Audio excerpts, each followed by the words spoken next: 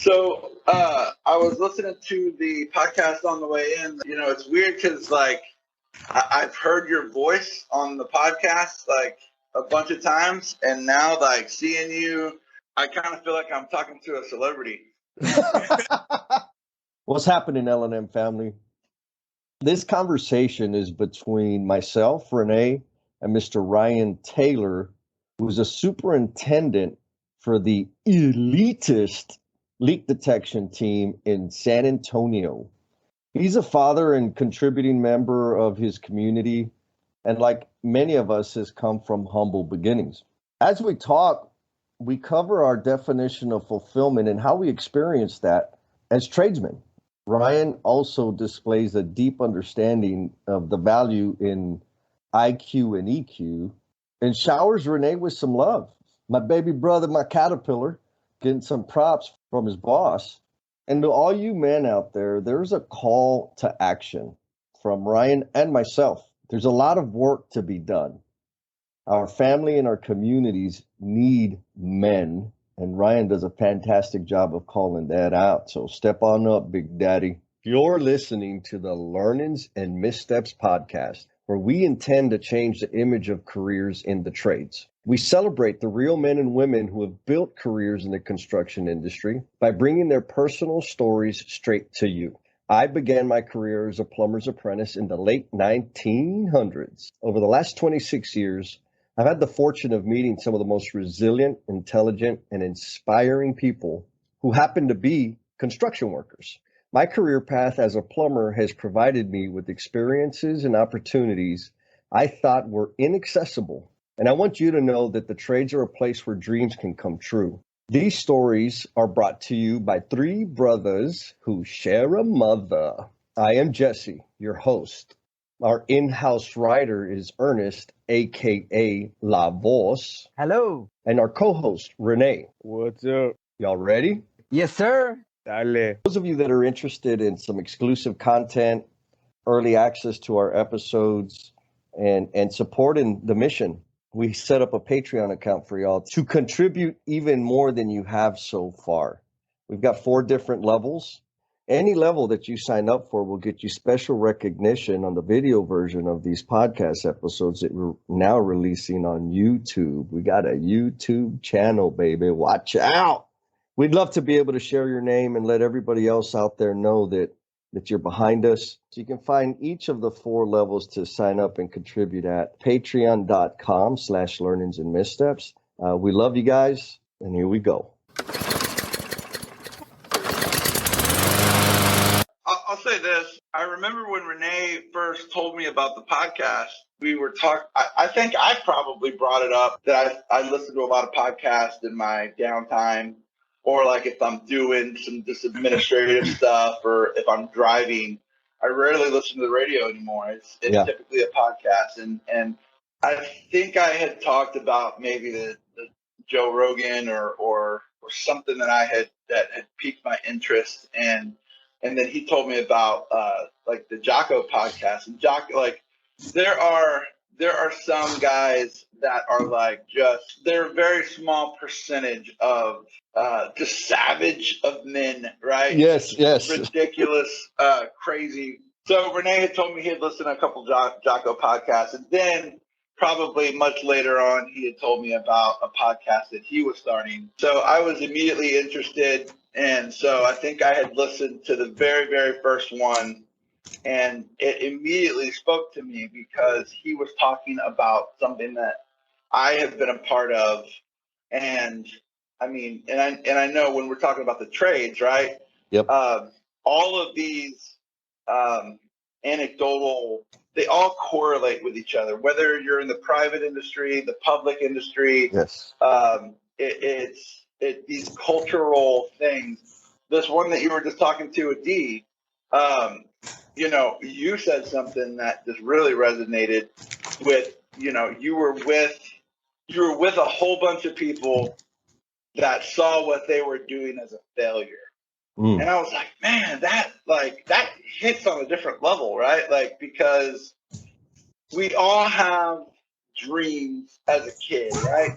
I want to be a fireman. I want to be a Superman. I want to be a police officer. And then you kind of progress and you're a plumber, right? Yep. Yep. Or you're working for the public utility. And so, that dream of driving that, shiny red truck to a fire to save somebody's life. Well, in mine and Renee's case, we're working on the hydrants, right, to supply the water for those guys. So our dreams don't always work out like we were as children, but those dreams can modify and give you a very fulfilled life. Oh man, well said. But it's really the stigma. Yeah. Like I was loving the work. My first year of apprenticeship, I was digging it. But in my head, I felt like I just, the expectations that I had received in school, from my teachers, from my classmates, from my family, all of that was, you got to go to college. And if you don't go to college, then you're a failure.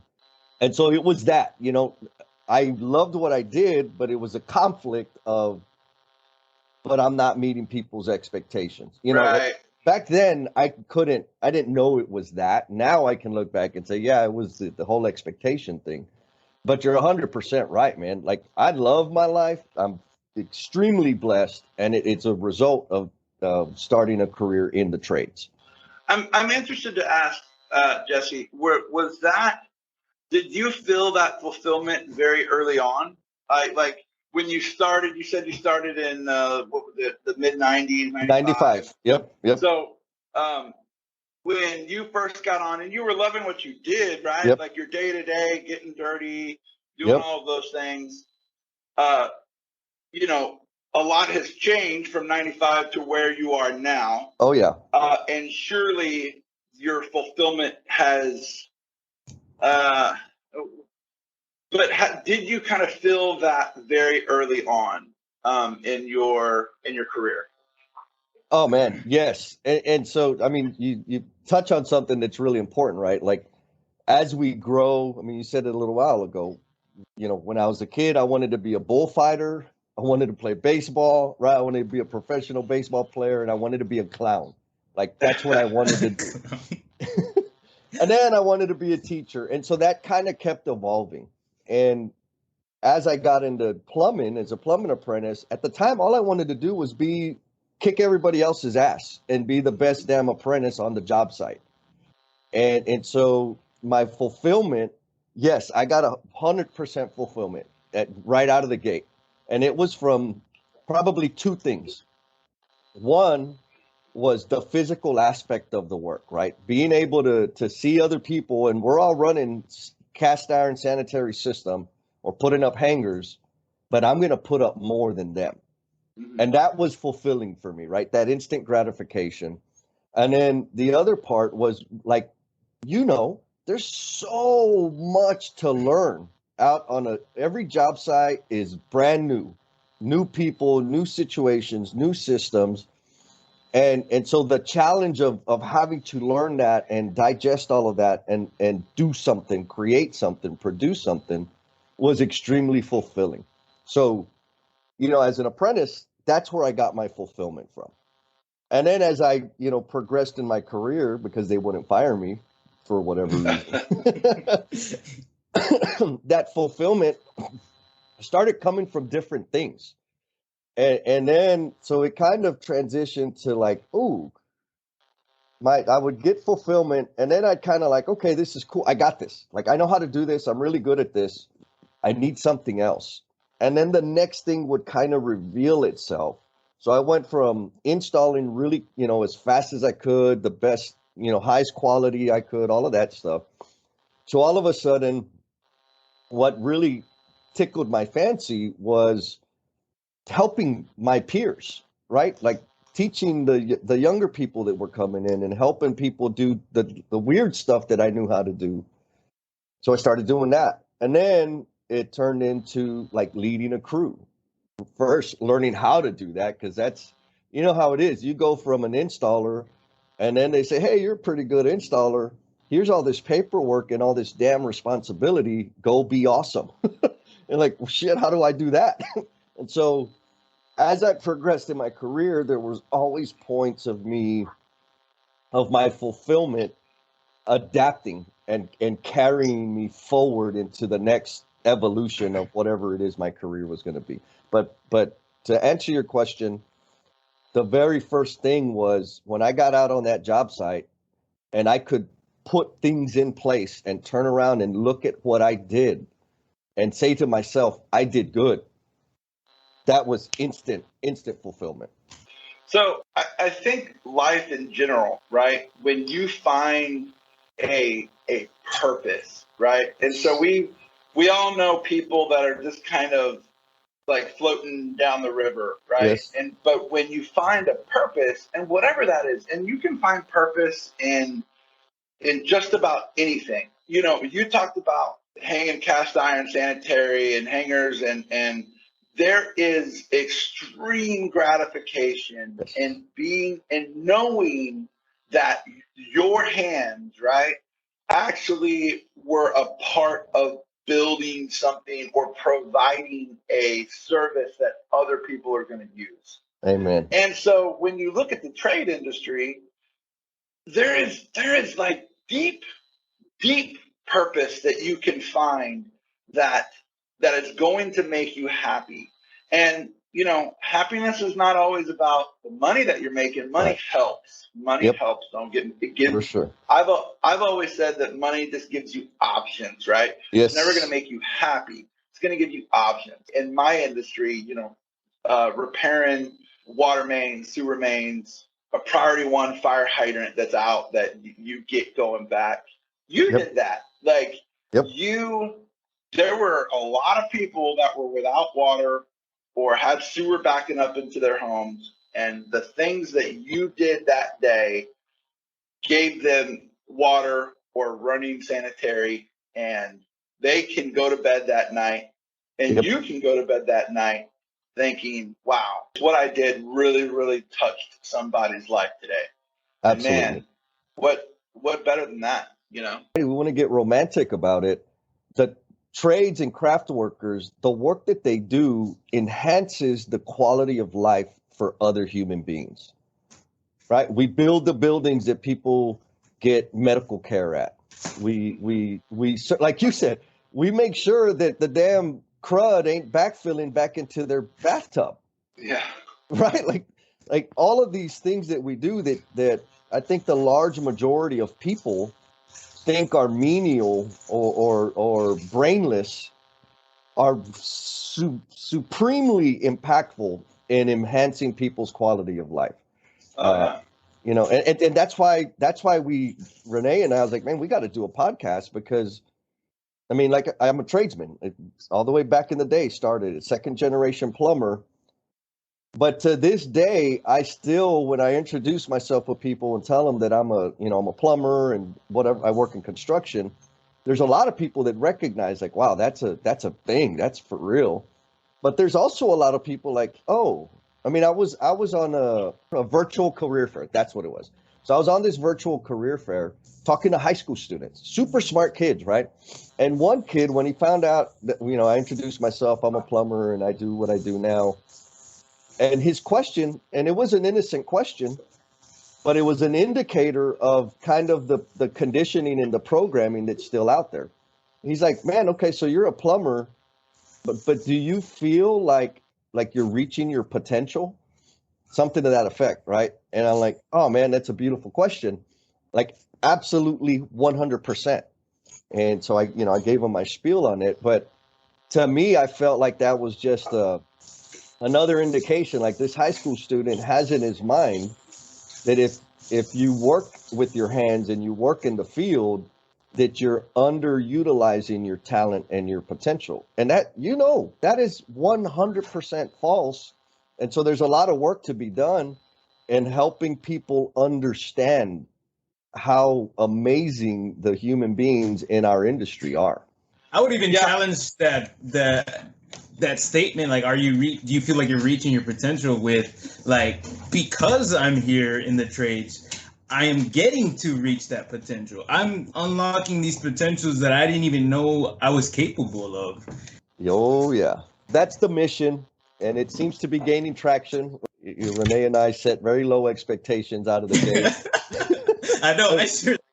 Rene had even lower expectations than I did.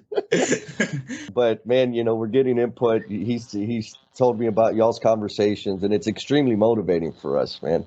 And so to be able to have you on the podcast it's a special treat, I think, for both of us. Well, it's an honor for me. It really is. Man, we're right out of the gate. It's starting good with good, deep conversation. Ryan told me he's gonna come on here spitting that hot fire. Awesome. I did say that. So, Ryan, is there anything in particular you want to make sure we cover through this conversation today? Man, I want to tell you a little bit about my wife and what she does. She's a teacher. Oh. And she has worked in a lot of lower socioeconomic schools, Title I.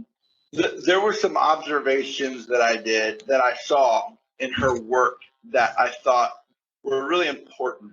She worked in a district kind of far on the southwest, kind of bordering San Antonio. I saw that, and all of these lower socioeconomic kind of districts, and I just full disclosure, I grew up on the southeast side of town. Went to Highlands High School. Highlands, all right. Yeah, went to Highlands High School. Grew up in a single parent home, right, where I learned about like work ethic, and work ethic was literally just waking up, and getting to work, right? Yep. Maybe as bad as you felt or sick or whatever, just go to work, right? Yep. My mom and I were having a conversation the other day, and God bless my mother, she's a saint. But I remember being at school and not feeling well, right? Mm-hmm. And I'm talking about like early on, and she would just say, go to the nurse and, basically lay down a little bit or whatever you got to do, but you're staying in school. I'm not coming to pick you up. You need to kind of push through it. And that mentality kind of carried over into, early on in my career. But let me go back to my wife real quick. So she, she's working at this district, and I kind of observed, and she would go into much more detail, but this is just an outside looking in observation, this district was really good at being able to identify the kids that were going to the next level college, right? Sure. And then the other very large percent, because we're talking about maybe 5 to 10% high side from this district was going to go on to some type of higher learning as, as successful as maybe a Harvard or a Yale. Yeah. Or maybe Alamo Community College District, right? Sure. But moving on to a higher, and then the rest, right? And I wouldn't say the rest, the other 90%, but there was a big chunk that they identified. Okay, how are we going to make them ready for life outside of the real world, right? Yeah. Life outside of high school. I saw that they were offering lots of intense types of trade kind of programs, right? And I'm talking about like HVAC, right? Who does HVAC in high school, right? But HVAC, we're talking about like ag, welding, and a lot of, for the girls, they had a big cosmetology program too. And then all I could do was relate my own high school, right? I think, Jesse, that the districts out there are starting to kind of change a little bit as far as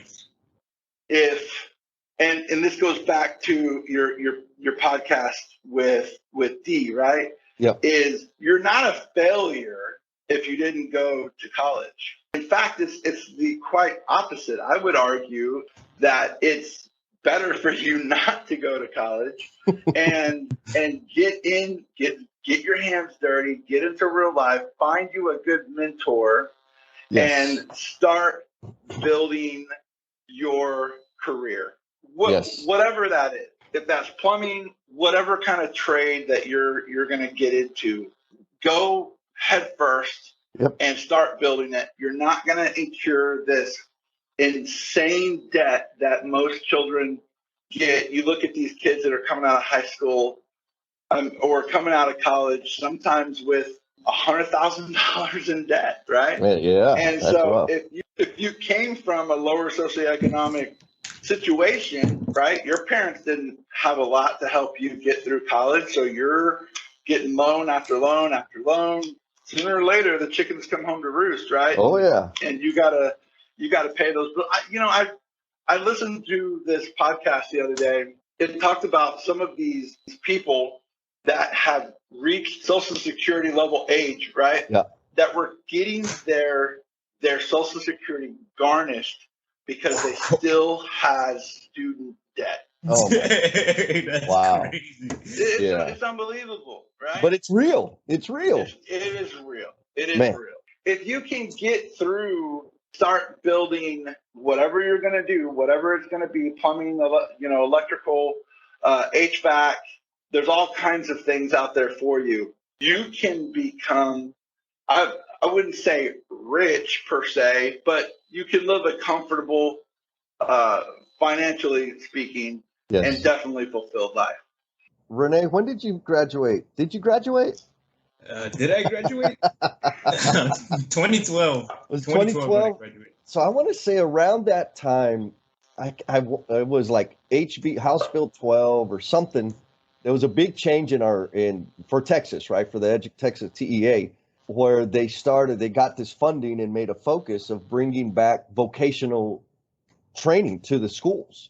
Because I know, like my story, when I was in high school, I'm also a product of SAISD, but from the best high school in SAISD, which is Burbank. Oh my God! That's the old 28-5A. There was Highland, Lanier, Burbank, Brack, Edison, Sam Houston, probably missing Jefferson. Yes. Yeah, that was the old. Yes, sir. Big time. So I went to Tafoya Middle School because I was in the multilingual program, right? It was low-income students, trying to get them college ready. And part of that program was that I took Latin. So I was learning another language, and we weren't allowed to take vocational courses. Like, oh wow, everything we took had to be college geared, right?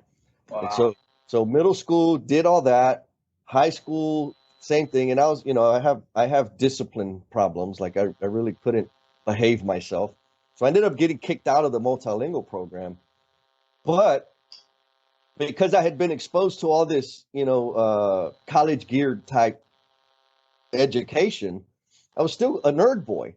I couldn't take vocational classes, right? So it was like, you got to go to college. And I'm not against college. Like some careers absolutely require a degree. And if that's what your heart and your family feel are important, go do that.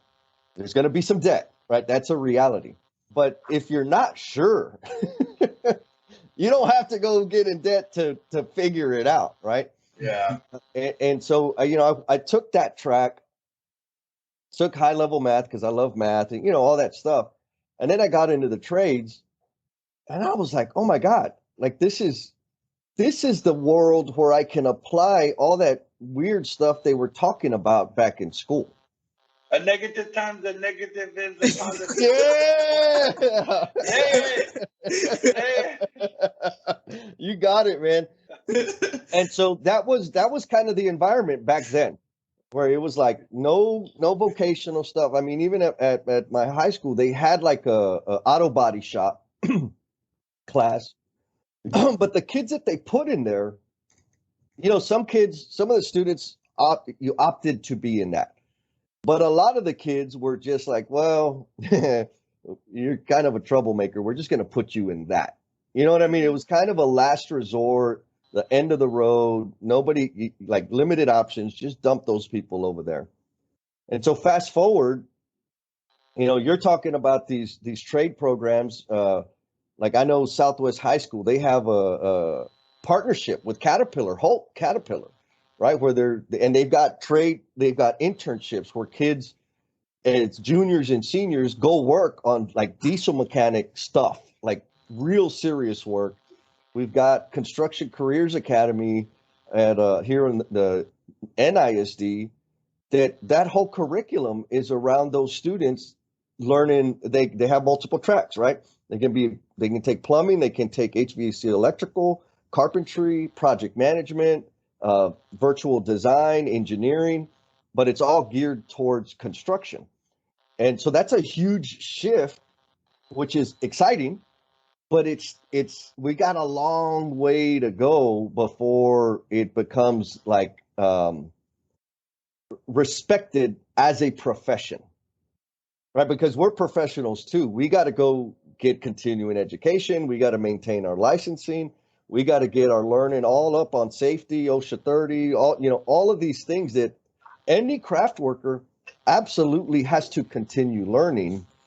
I think part of the reason educators stress and push college is really because they had to go to college in order to be a teacher.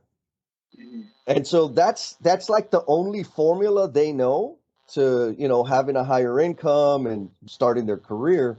So by default, right, like not maliciously, but by default, they're going to believe and message you have to go to college. Yeah, that's a good point.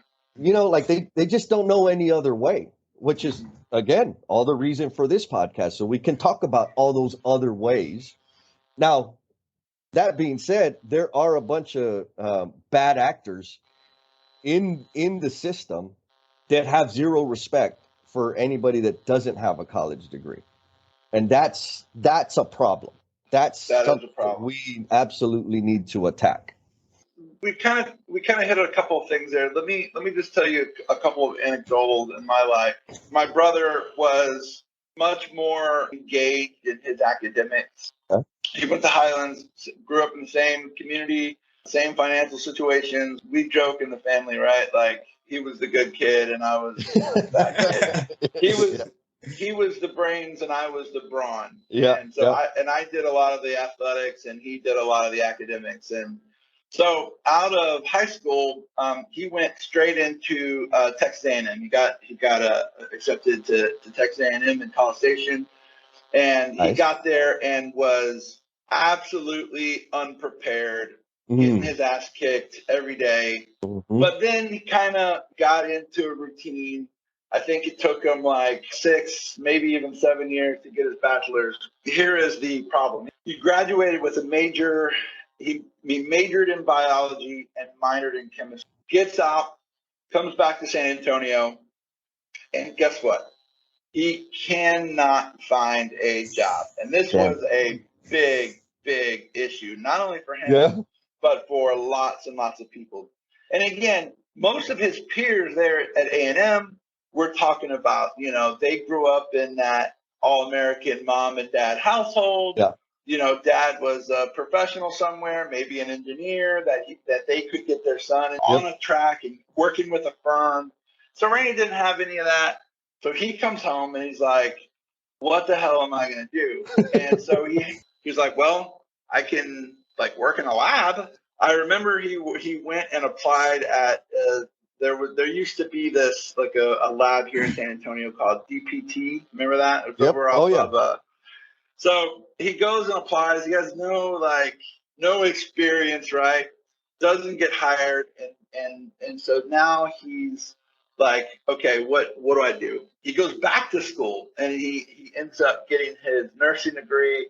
I think he's been in the nursing field 23, 24 years. Nice.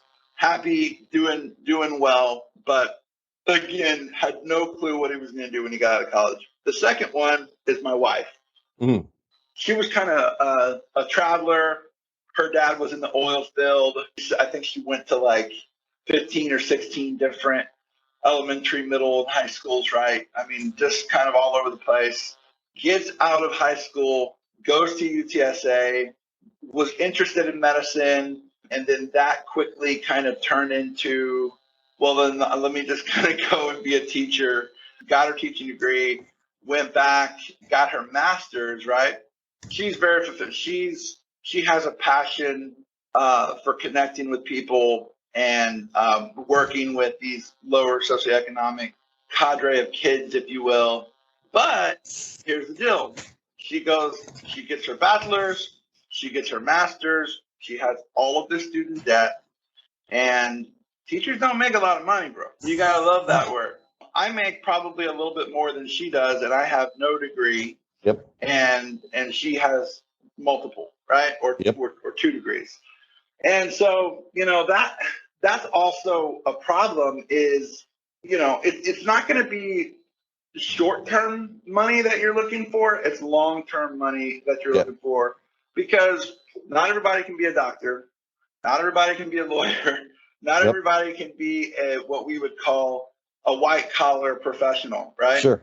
Even those white-collar professionals these days are still not making a whole lot of money, right? Agreed.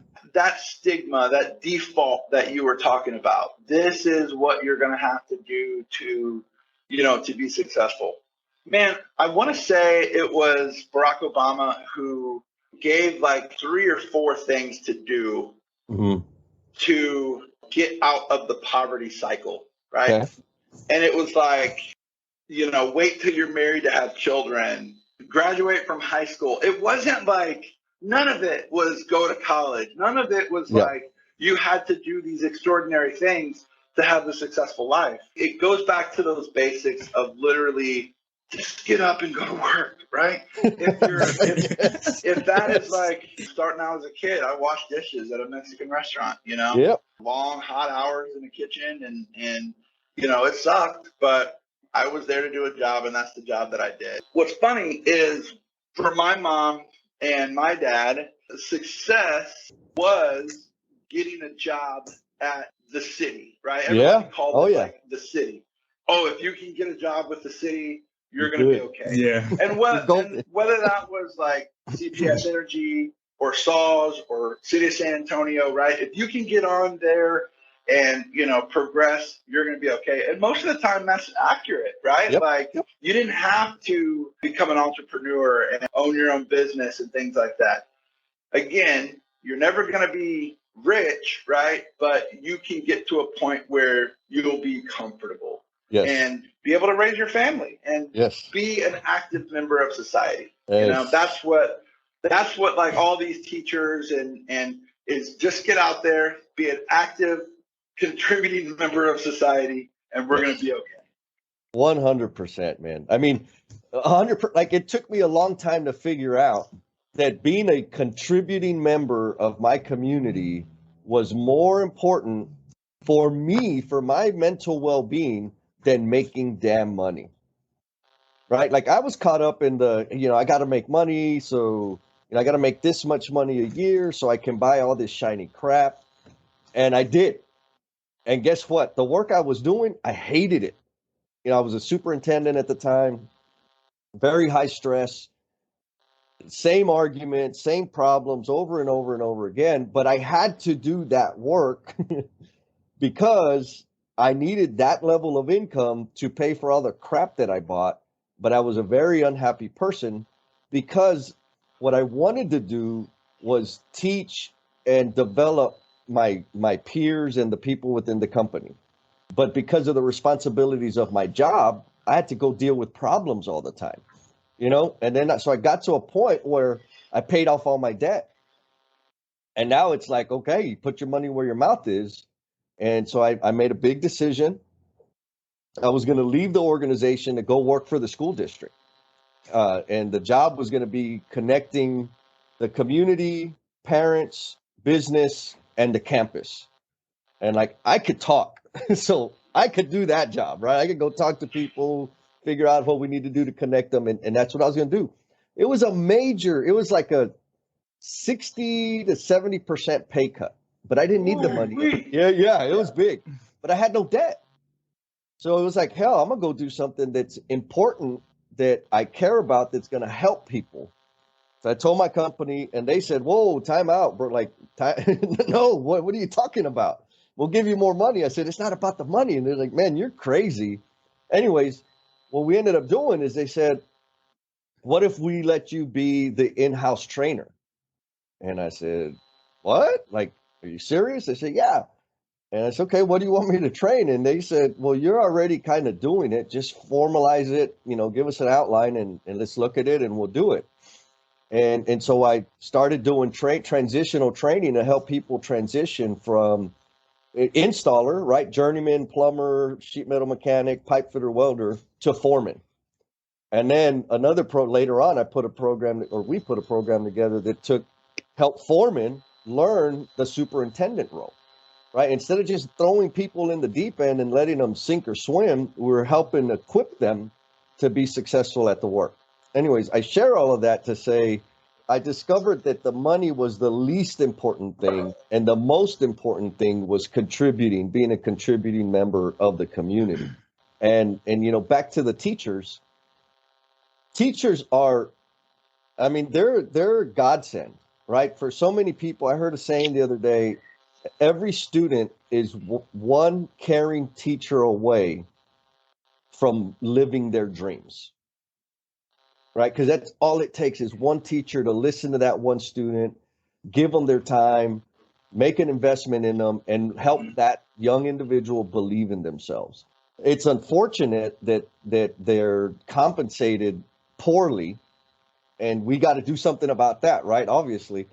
But the other side of it is, if you don't want to help change lives, you do not need to be a damn teacher. Amen. Right. Yeah. Like, all you're going to do is damage people. If you're looking for the income and security and benefits, there's plenty of other places. Please don't go ruin kids' lives. Don't do it. So I have a deep respect for teachers, and the commitment and sacrifice. I know I have a lot of friends that are educators. Actually, one really close friend, she's a principal now, and she planted the seed that helped us get to, damn it, we need to start a podcast.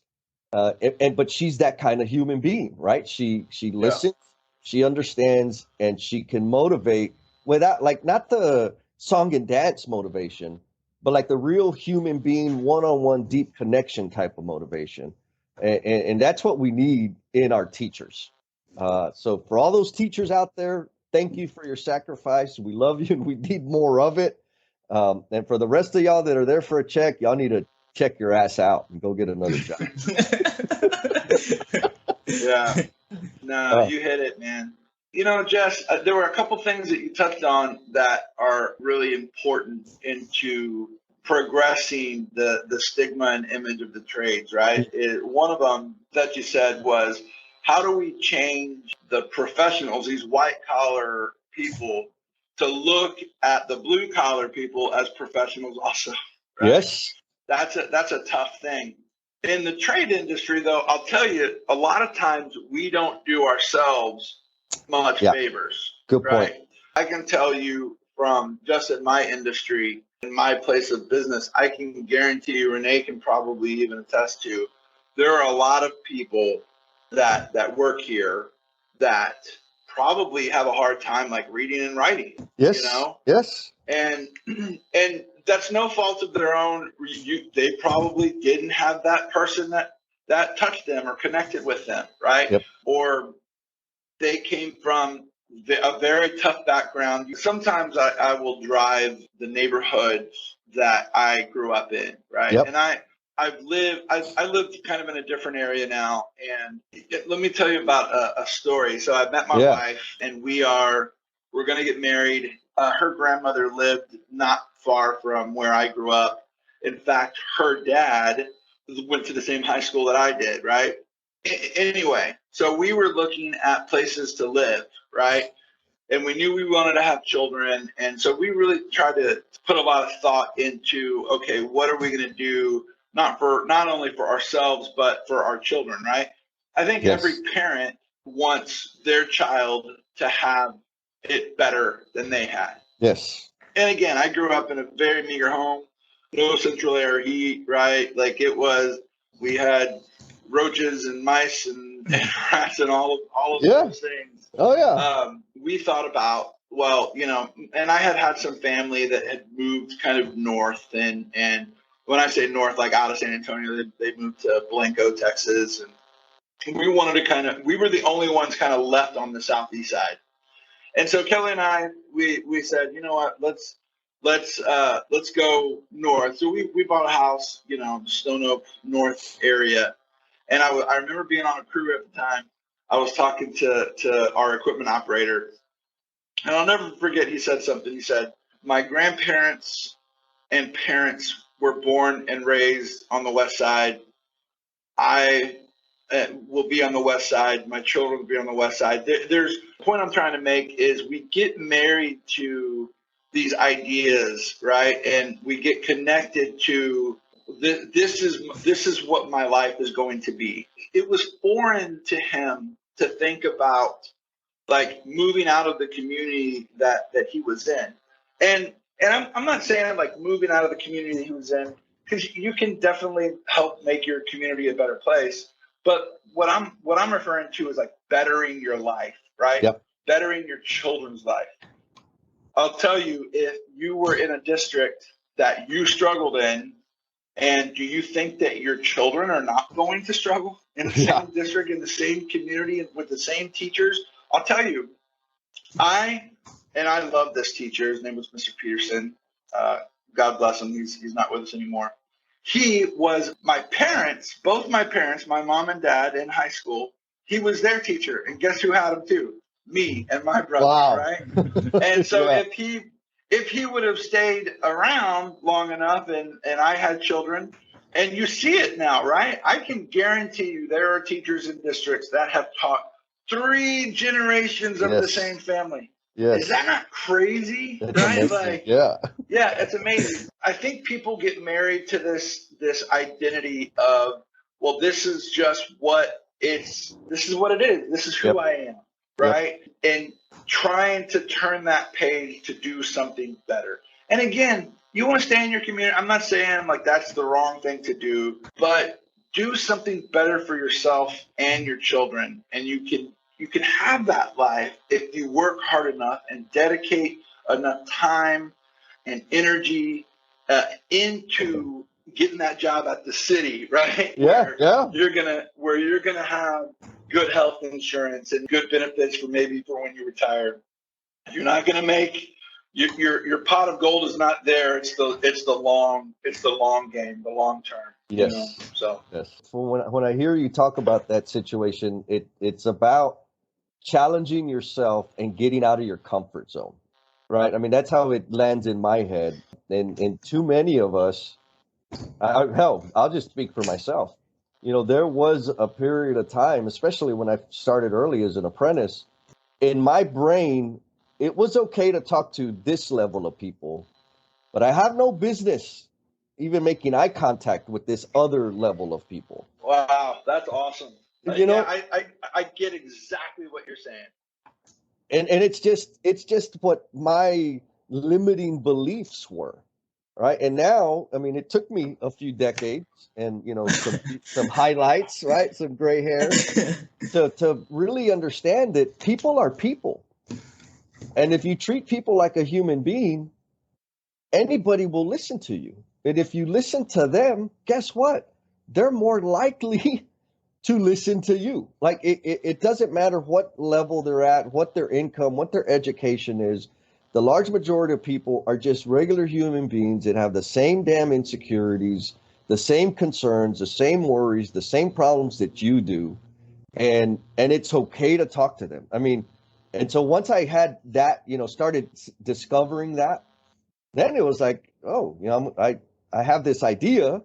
And that person has the authority and the influence to support it. I'm just going to go talk to him. And then it would happen. And I'd be like, oh, my God, how did that happen? Like, that was magic. And it really helped me understand or start getting comfortable with getting outside of my comfort zone and chasing after, that next thing that I wanted to change, or the way I wanted to impact people's lives. Whereas before, I was the only person telling myself that I could not do it. Right. And so I think that's a lot of it, staying home, staying in the community, staying in the neighborhood, which is something that I do purposefully. But now I do it because I choose to. But there was a time that I believed it was the maximum of what I could achieve. I'm very proud of Rene. I know he's a goofball. I love him, and I'm extremely proud of him. But when I reflect back, I think that a lot of the learnings and the stepping out of my comfort zone and doing these things that I really, a little skinny Southsider has no business doing or being involved with. I think the fact that I've done that helps him see a new landscape of what's possible for him. And that's the same thing, like you're talking about this gentleman in your story. Like, when you challenge yourself and get yourself out of your comfort zone, you set a new norm for the next generation. Right. You brought up Rene, and I'm gonna brag on him a little bit. We're talking. Yes. We were talking the other day about like IQ versus EQ, right? Mm-hmm. And recipes for success. Jesse, I see in you that you have an innate ability to be able to communicate, and being able to communicate, set yourself apart from the other guy who was hanging cast iron right next to you. Y'all started at the same level, right? But your effort, your want to hang more than that guy did, plus the ability to be able to communicate. And you know what? I'm going to step out and I'm going to go and talk to that white collar guy who's holding the clipboard that I wasn't supposed to make eye contact with, right? Yep. You put yourself in a position to start kind of climbing what that ladder was, right? Yep. What I've seen with Rene is he has that ability to communicate. Within the staff that we have, even with some of our higher level staff, our foremen, Rene will take those responsibilities that he doesn't have to do, by the way, right? Yep. And that's when, and this was like one of your second or third podcasts when the mamon word comes in, right? Yes. Right. So pinche mamon, like, what do you stop. You're making us all look bad, right? There is an effort coupled with that ability to be able to communicate and read a room, right? That's really, really important. That's when we start talking about EQ and why EQ coupled with with some IQ is going to take you to places. Can you teach EQ, right? Can you teach it where some people are blessed with it and they know, man, maybe I shouldn't say this joke or something because I'm going to offend somebody. And we live in this hot political landscape now, right? Where can you navigate through that, right? And you probably have some people that you can be very candid with, and you probably have some people that you can't be very candid with, and you have to build that communication accordingly, right? Yes. When you're talking. Rene is really good at that.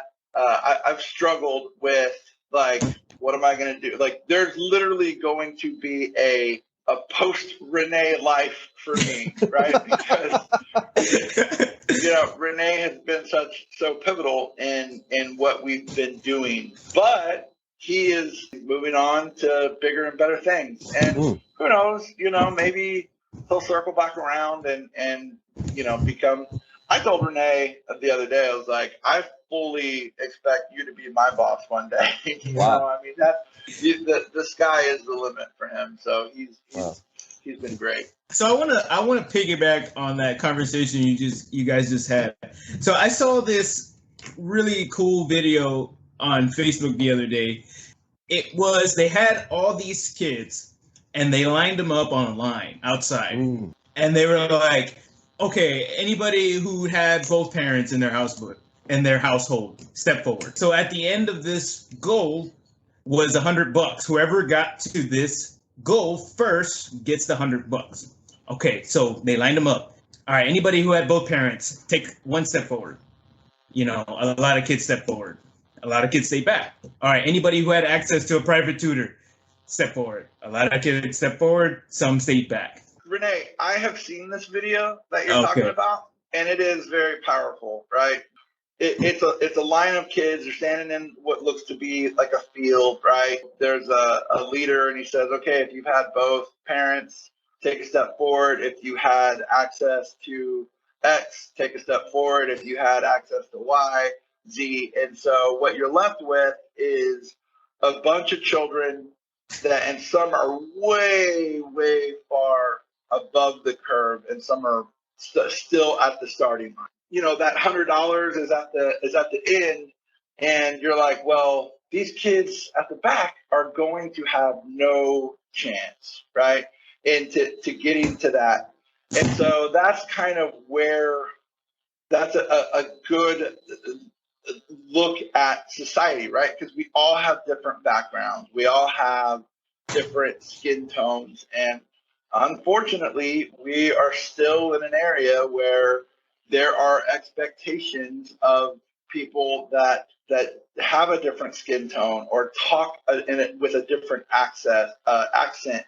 And, you know, that other children are going to be, you know, in front of the line. I've seen that video. I think it is very powerful, but I will say this. I'm a big, tall, white guy with blue eyes. It's funny because when I first started here at SAWS, everybody thought that I was related to another white guy that was like a superintendent or somebody high level, and, you know, they helped me get this job. The reality couldn't have been further from the truth, right? When I got in and I got with the crews, I really kind of immersed myself in what I would call culturas, right? Of what everybody was doing. And I knew what sangre de chango was. And yes. You know, because I grew up in this community, right? I mean, I was a minority. In reality, I was a minority in the community that I grew up in. You know, there are stigmas of what you look like. And I couldn't agree more. I think that is a reality. What I would push back on a little bit is that is where this victimhood mentality kind of comes into place. And, well, I'm just never going to be able to get to that $100 because I am X, Y, or Z. And fill in the blank. And my pushback is this: read to your children, okay? Yeah. Read to your children. And so, unfortunately, there are a lot of people that their parents didn't get to read to them. Barbara Bush, she made a comment that I thought was pivotal. She said, it's not what is happening in the White House that's going to affect you. It's what's happening in your house, right? Nailed it. So my pushback when I see these videos, and again, they're powerful, and I agree with 90% of it, is, look, go to work, right? Go to work. Put effort in. It's not somebody else's fault when you didn't get a job, right? Or you didn't get a promotion. What are you doing to prepare yourself, right? A lot of it comes from self-realization, being able to look into a mirror. And I think this is, and I'm not, you know, patting myself on the back here, but when things are not going right, the first person that I look at is myself in the mirror. And I say to myself, what could I have done better? And I'm not going to go back and say, well, this person didn't do this. I'm going to look at myself and see. And if we all collectively do that, then I think that we're going to be in a better place. Yeah, nailed it. And what I wanted to say is I am aware that I might be that kid that's had to start at the beginning. Maybe I got a couple of steps up too, but definitely there are those that have a ton of steps ahead. But when that starting gun shoots, I'm still gonna haul ass as fast as I can to get to that freaking end goal. I'm not even gonna worry about where I am, who's behind me, who's in front of me. I am going to try everything in my power to truck myself all the way to that end and catch to that dude at the end and pass him. Like you said, like it's not what happens in the White House or anybody's house. It's what happens in my house. What do I choose to do with what I have, the resources that I have access to right now? I think that's what has separated me from some of my peers when I start to like grow and excel at a faster rate. And my goal is to teach other people that you don't have to be the victim. You have resources here available to you no matter what you look like. You just got to find them. So I would say, back to that video that you're referring to, the reality is it's not just one $100 bill, right? There's lots of $100 bills out there, and there are lots of avenues.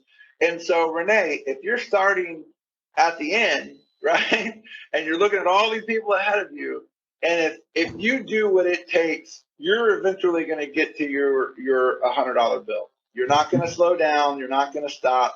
And you're not going to say, oh, man, this other kid, we talk about all these privileges. And, man, I'm telling you, yes, they exist. There is privilege out there that some people do have.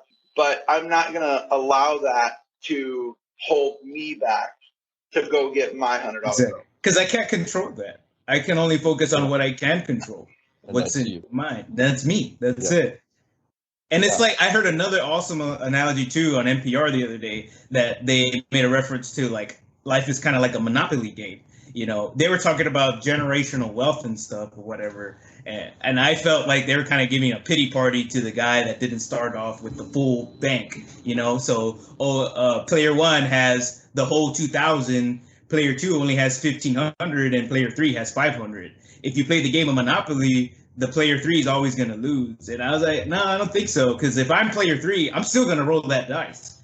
I'm still going to play the game. I'm still going to roll the dice, play as hard as I can. When I see these videos and these TED Talks and things like that, like, what's the end game, right? And this is something that I always have a conversation with my wife, and I kind of like self-reflect is what is, so, if that Monopoly game, and if I just never roll the dice, like, you're just telling me that this is your box. You stay in that box, right?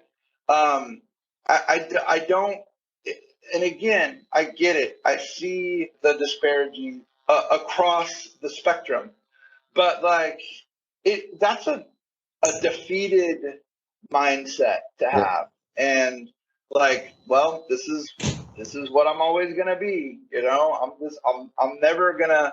I'm a plumber, so I'm gonna be a plumber. My son's gonna be a plumber. His son's gonna be a plumber. But wait a minute, like maybe my son's son is gonna own his own plumbing company, right? And people are gonna work for him. Do what it takes to get yourself in a prepared mindset to take that next step. And if you look at what it is that you need to work on, maybe it's communication, maybe it is the technical side. Again, we all have, I'm not the most technical person on our team. What I'm good at is being able to kind of get this chess piece and this chess piece all in these positions to where the overall is going to be a better outcome. And so, get your chess piece ready. Let's say you just have the worst luck in the world. Everything's happening to you, all of that stuff in this game of Monopoly, right? Well, even if that was true and there's just nothing you can do about it, what can you do to keep playing the game and lay the foundation for your next people, for your kids? What can I do even if I can't win and become that $2,000 starting player? What can I do for that when my son starts playing Monopoly? I can help him start off with more than just the 500. What can I do? So I got a great little story for you. My son is 5 years old, and it was the first year that we could try out for like the neighborhood swim team, the Lookout Canyon Tiger Shark. We started with our children in the water very, very early. Brooke was born in January. We had her in the water like in May, and I'm serious. My son was born in May, and we had him in the water like by the end of the summer, right? So probably July, August, and literally in our arms. But we were getting like them really like just used to the water, and it's really about fear, right? Fear holds a lot of people back. He's 5 now. He knows how to swim. He knew how to swim at 3 with no life vest, no anything like that. So we're at like it's not really a tryout, but more of this is like what level of swimmer are you, right? So what they had to do, and we have, a big Olympic style pool in our neighborhood. And so all he had to do was get in the water and go to the other side of the pool. So my mom is with me. We're getting up to where it's almost his turn to get into the water, and there's a long line of kids. And my mom kind of scoots down to Austin, and she says, "Now, Austin, if you get tired, you can stop and you can lean onto the buoy, or if you get tired, just grab onto the wall. It's okay." And I kind of stopped, and I turned around, like when he wasn't kind of paying attention. I turned around and I told my mom, like, "I got this, right?" So then I went back to Austin and I said, "Don't stop. You don't stop until you get to the other side. Do not grab onto the wall, and do not grab onto the little buoys, the divider, because I know he can do it, right?" And so many times, and moms are great at this, and grandmas, but so many, and we need moms and we need grandmas, right? Yeah. But you know what we also need? We need men. We need strong men to push and raise the expectation for our sons, right? I didn't grow up with a dad, and later in life, I learned some really pivotal understandings of taking care of your responsibilities. But moreover, back to this anecdotal story about my son, I'm going to raise the bar. If you whatever the bar, your son will get to it. So if you lower the bar, he's only going to come here, right? Raise the bar, set high expectations, and then give them the resources to get to it. And so if you do that, man, that's when we start building a better society. It really is. That's our job as leaders, and I love that you pointed out, Ryan, like men, we need to challenge, but we also need to support. Yeah, you absolutely got to set higher expectations, challenge people, because you can see, I mean, you as a leader in your organization at your job, you can see the potential and the aptitude in your people. And you can see it way before they can see it. And you got to challenge them. But you also have to back it up with the support. Give them the resources that they need in order to grow, right? Just grow a little bit. You don't have to hit a grand slam. Get on base. Just get on base, baby. And we'll get there. That's it. I've seen those videos, and I got mixed feelings about them. Yes, there are realities out there that a lot of us have to deal with. Some of us have a better situation than others. But to capitalize on the point that you've said several times, Ryan, go to work. That's right. It's that easy. Put your head down and get your ass to work, and you can change your situation. I mean, me, myself, I was one of the kids that were closer to the starting line, right? That didn't have all those other things. But here we are now, let's say back when I was 17, 18, I was probably further away from that finish line before anybody hit start. But now my life situation is not the same. If I was in that lineup, I would be further up. I have a bunch of advantages now that are a result of sacrifice, commitment, and putting my ass to work. I don't think it's very complicated. No. Go to work. Put your head down, apply the work ethic, sacrifice, commit to learning, treat people like human beings. That's right. Right. After that, it's all gravy after that. But you can't be a victim. Nobody owes you anything. The only person that owes you anything is you. And we all have the same 24 hours. And you may end up being branded mamon, right? Or be accused. Here's kind of a funny, our San Antonio listeners will get this. Early in my career, I was a second year, maybe third year plumbing apprentice, and I was talking to the guys, and they were like giving me hell, right? Because of course I was a mamon too, because I went to school, I studied, I wanted to learn, blah, blah, blah. And one of the guys was like, well, yeah, Jess, but you're a Northsider. Like, of course you're doing well in school, and of course you're progressing and getting getting raises and getting promotions because you're a Northsider. And I was like, what? Like, how in the world? Where do you get that idea that I'm even a Northsider? Because in San Antonio, socioeconomically divided, Northside indicates that you have more resources, more privilege. Any other side of town is less than. That's right. And one of my buddies that knew me, like he's known my whole life, he's like, dude, that dude ain't no Northsider. He's a dirty ass Southsider. But it was interesting though, that individual recognized some of the behaviors as Northside behaviors. So there's something going on there, right? They think like that behavior doesn't happen within an individual that is not on the North Side. That's right. That's crazy.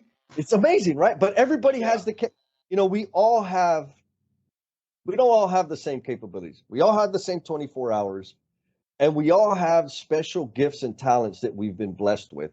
And it's our responsibility to nurture and develop them. And when you do that, you can outrun all them people that are way up that got that head start. You can catch their ass, you can smoke them. Because even those people that are at the front of the line that have that head start, if they don't, it's like talent, right? If they don't work hard, it don't matter how much talent you have. You've got to work hard so you can catch those people. You can pass them up, and some of them are just going to sit there with the privilege and not do a damn thing with it. So, I mean, I like the language you used about the victim mentality. We have a choice to decide if I am going to live as a victim or if I'm going to live as a victor. And it's 100% up to me. Sorry, I get preachy. Hallelujah. No. And this is what we need to get out. It's that message. It's funny, that Northsider thing really, really hit hard for me. I remember as a kid playing football for Highlands High School. My freshman year, Judson came to Highlands to play. We'd come out of the locker room, and this was early in the year where the academics hadn't hit to where all the guys that didn't get to play, after the report cards came out. We probably had, 30, 35 guys, right? We run out of the little field house there and go out into the field and start our warm-ups. And then it was almost like, the Empire Strikes Back theme music,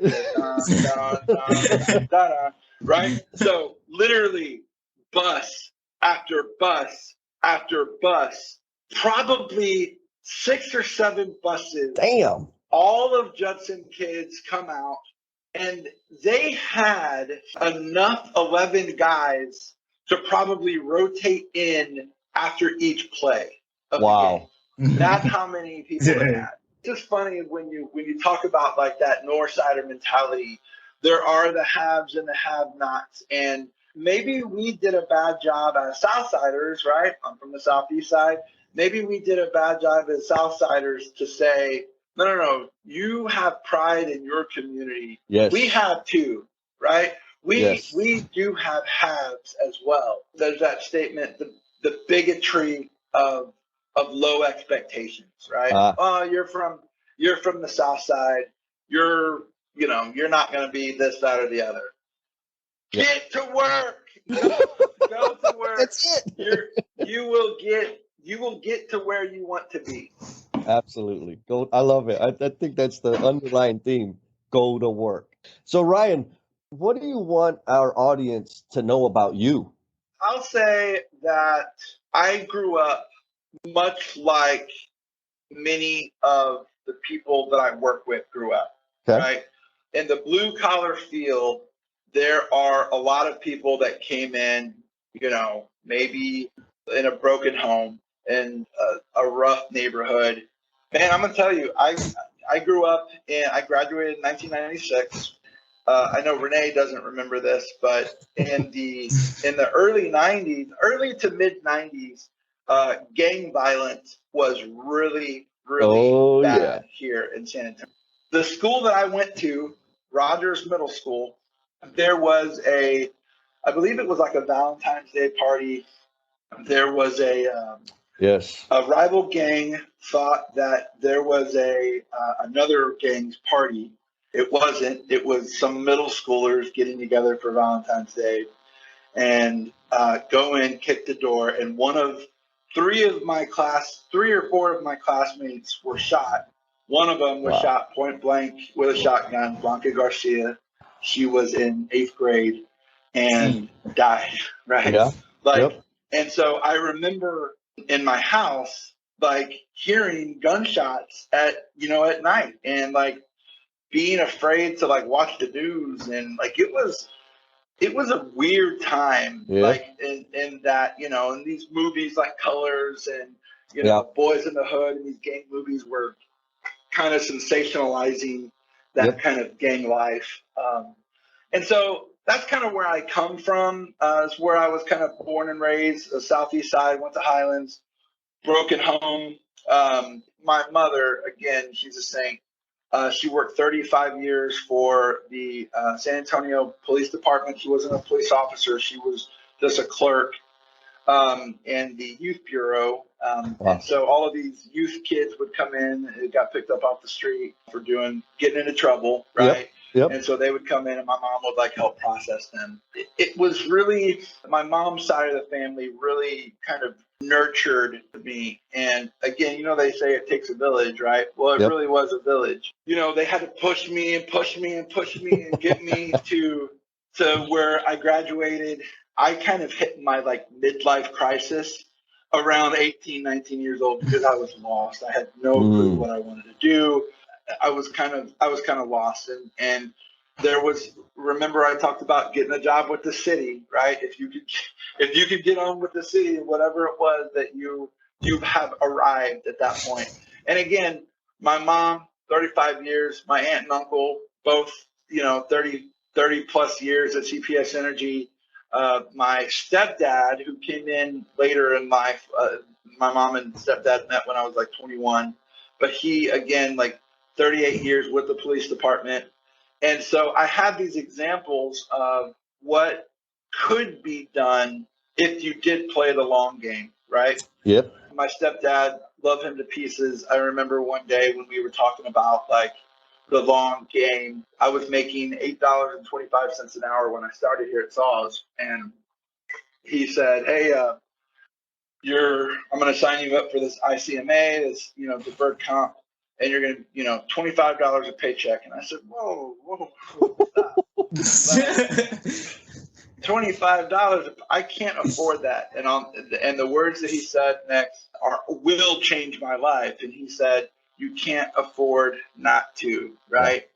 What we're really talking about when we get into these changing cultures and society is we need men.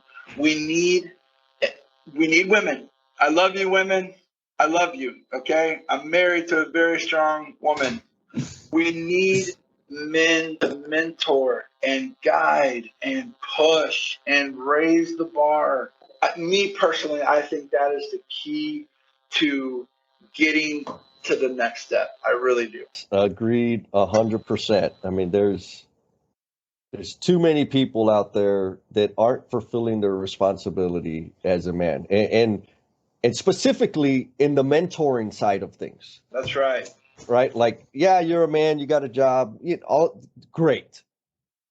But what are you doing to help somebody else? Are you sharing your insight? Are you, a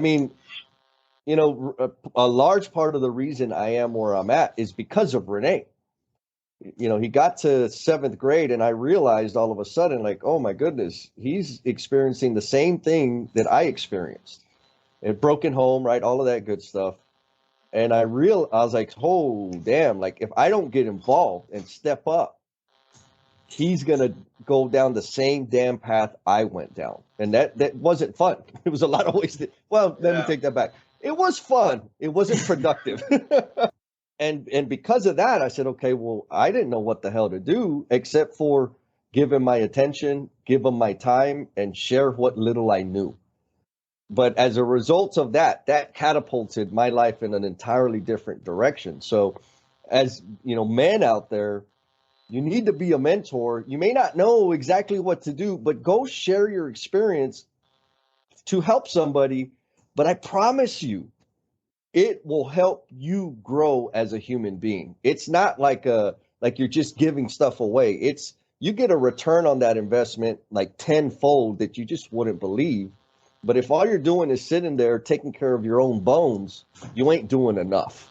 Jesse, in this toxic political landscape that we're in, there are phrases that get people all kind of riled up, and one of them is pull yourself up by your bootstraps. You've probably heard that before. Oh yeah.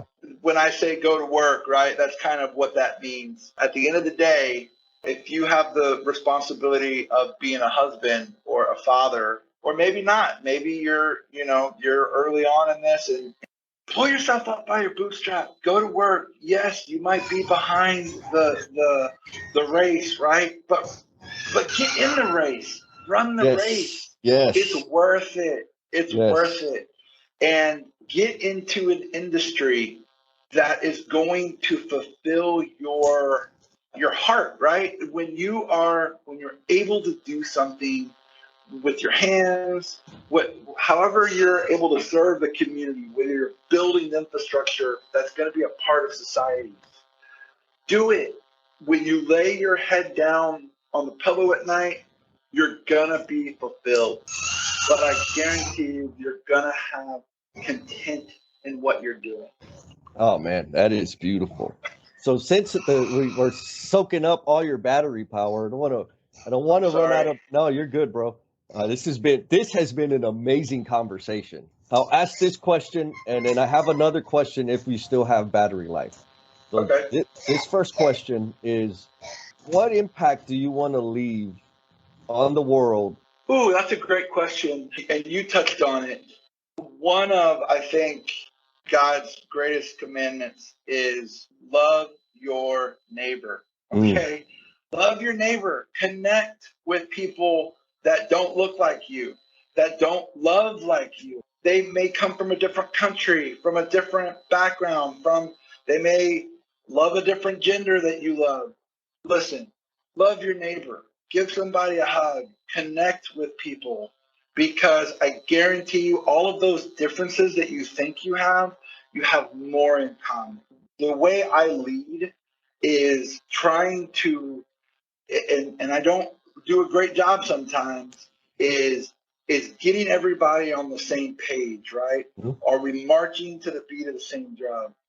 But to do that, you actually have to connect with people. I think human connection is something in these social media days, in this toxic political landscape, we're having, we say we're connected more, but we're not. We're not. Yep. And there's so much vitriol and vile language out there.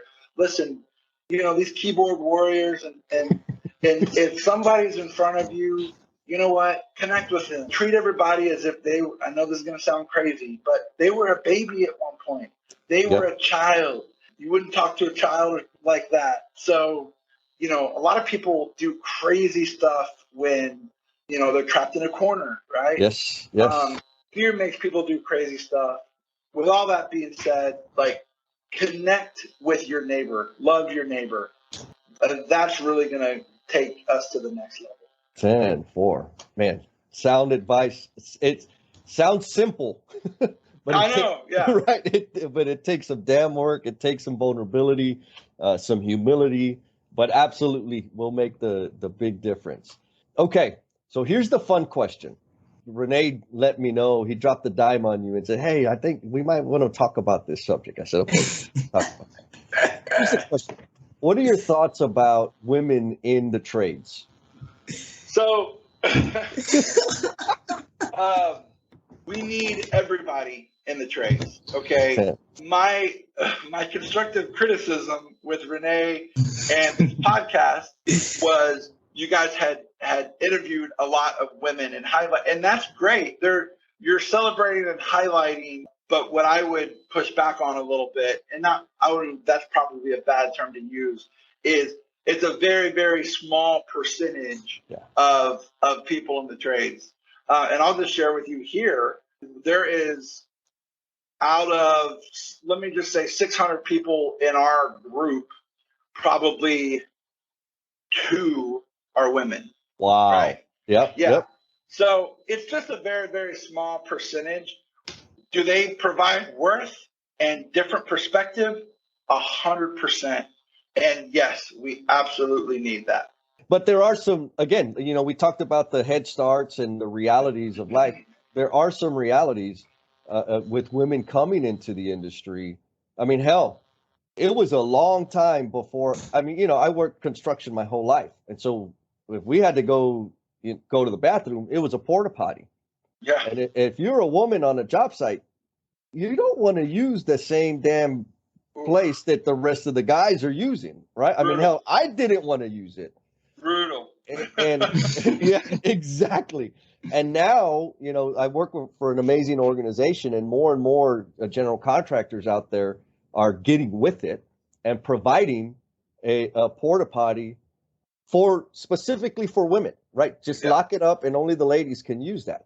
I mean, that sounds like a really small thing, but oh my God, it's huge. I mean, I've been in the trade in this industry 20 plus years, and only in the last 5 years have I seen an intentional effort about providing a freaking porta potty for ladies to use.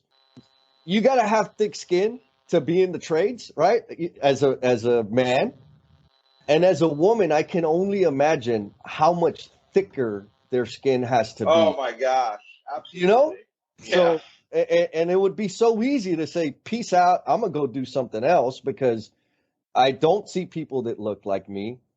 They don't make any kind of adjustments or accommodations for my physical being. Why would I be here? I'll say this. Men and women have inherent differences. I am a man. I know what's in my own heart. I know what's in other men's hearts. Yeah. That we're savage. We're selling. And that it's a tough dynamic, right? Yes. And to kind of find that balance. If you can find the balance, typically it's the women that have to make the adjustments, not the men, right? Yes. It's a very, very tough dynamic to balance. We need the balance. I completely agree with you. You said something that is really powerful, right? Is in this industry, in this type of work, women have to make most of the adjustment. That's not appropriate. That is not proper. Agreed. But that's a true statement. And back to what you were talking about, men, right? Like this is a call out to all the men out there. Damn it, bro! You can make an adjustment too. Don't be a shithead, right? Be respectful, appreciate, and protect these ladies that are coming into this industry. Because yes, I'm a savage too, man. But I'm not gonna go treat somebody like less than a human being because I can't control my own savagery. I think we agree 100%. Well, Ryan, did you have fun? I did. This was a very awesome conversation, and more of it needs to happen. What you guys are doing the Lord's work, man. I'm telling you, keep it up. I encourage Rene all the time. I'll encourage you, Jesse. Thank you. Stay the course. You guys are onto something. I'm telling you, you're onto something. So stay the course. God bless you guys, and I'd love to come back on one day and spit some more hot fire. Yeah, baby, bring that hot fire. Oh, this was amazing, man. Well, Rene, Thank you for bringing Mr. Ryan Taylor onto the podcast. That he's an amazing leader. It's exciting and motivating and inspiring to know that there are leaders of his caliber out there, right? In our own backyard, right here in San Antonio. So, we've been getting regular feedback. It's starting to be more and more consistent. And with that, Mr. Rene Duron, Rene Caterpillar Duron, you got a shout out? You want to kick off to anybody out there? All right. So shout out to Michelle. She says, I like the way you guys start talking about real social issues on the down low. Very perceptive of you, Michelle. You see right through us. Thank you for the feedback. Spread the word. Man, you are one dedicated listener, sticking with us all the way through to the very, very end. Please know that this podcast dies without you, and we invite you to share how the episode's impacting you, along with your thoughts, questions, and suggestions. You've been gracious with your time, so we added social media links in the show notes to make it super easy for you to connect with us. Be kind to yourself, stay cool, and we'll talk at you next time.